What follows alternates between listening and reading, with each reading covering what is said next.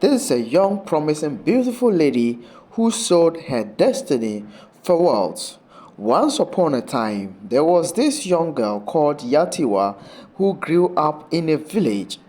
This girl was very beautiful. She was the kind of woman that every man admired.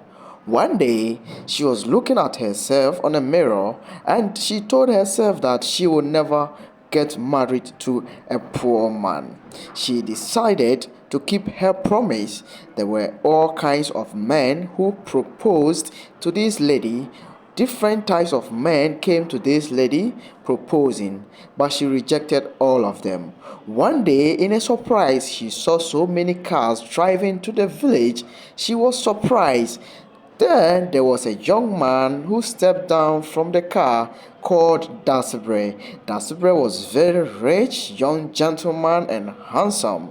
When Yaa Tiwa saw this man, this was the man she was looking for. Her mind suddenly changed, and this man called Daasebre went straight to her, proposed to her, and a few weeks later, there was a marriage ceremony. Yaa Tiwa knew she had gotten the man she wanted. She had gotten the man, the life she wanted. The marriage ceremony went on peacefully. They hugged each other. They kissed as lovers. At the end of the day, Daasebre got married to Yaa Tiwa and they drive away, observe their honeymoon. Daasebre sent Yaa Tiwa to his house where he showed her around. They sat on their bed, enjoyed themselves as lovers. Daasebre gave her a separate room as he's also having his own living room.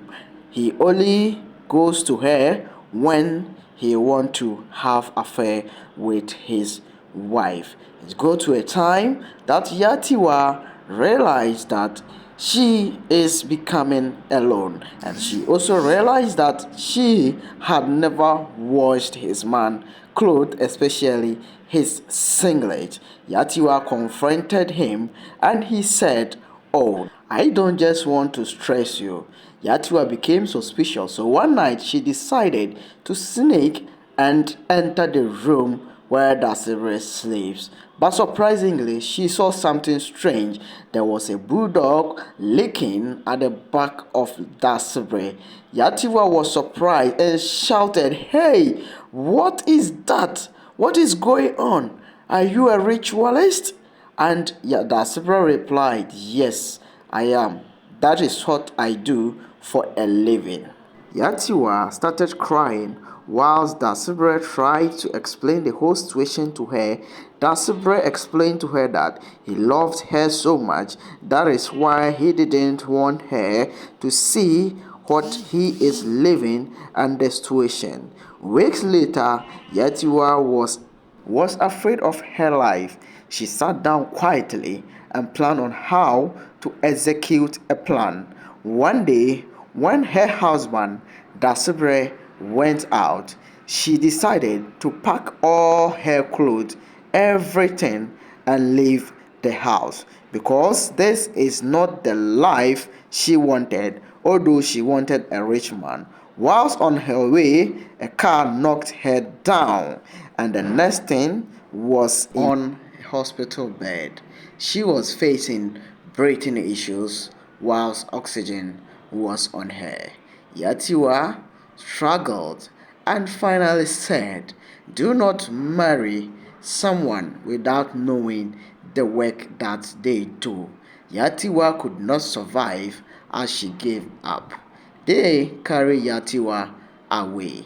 Her family surrounded her, trying to wake her up, but she could not survive. They sent Yaa Tiwa to her village and mourned her. All mourners came, all her friends, all her family. They put Yaa Tiwa in her grave. All her family members mourned her, and the story became so famous. This is the end of a young, promising girl who sold her destiny for wealth.